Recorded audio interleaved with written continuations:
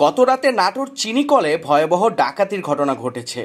Foreman Mahbub Alam জানান, রাত 1:30টার দিকে একদল অস্ত্রধারী দুর্বৃত্ত মিলের পেছনের ভাঙা দরজা দিয়ে প্রবেশ করে। তারা মিলের 12 জন নিরাপত্তা কর্মীকে জিম্মি করে বেঁধে ফেলে।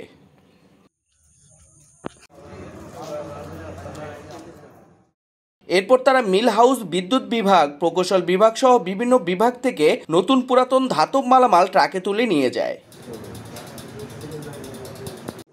ডিউটি বদলের সময় ভোর 4টার দিকে অন্য কর্মীরা এসে এই ঘটনা দেখতে পান এবং কর্তৃপক্ষকে জানান। খবর পেয়ে সকালে পুলিশ ও আইনশৃঙ্খলা বাহিনীর সদস্যরা ঘটনাস্থল পরিদর্শন করেন। মিলের ব্যবস্থাপনা পরিচালক আখলাসুর রহমান জানিয়েছেন, কী পরিমাণ মালামাল লুট হয়েছে তা নিরূপণ করা হচ্ছে এবং ঘটনার তদন্ত চলছে।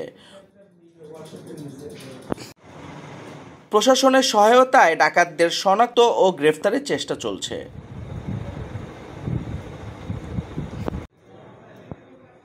নাটোর চিনিকলের নিরাপত্তা জোরদার সহ নতুন নিরাপত্তা পরিকল্পনা দেয়া হবে বলে জানিয়েছেন কর্তৃপক্ষ।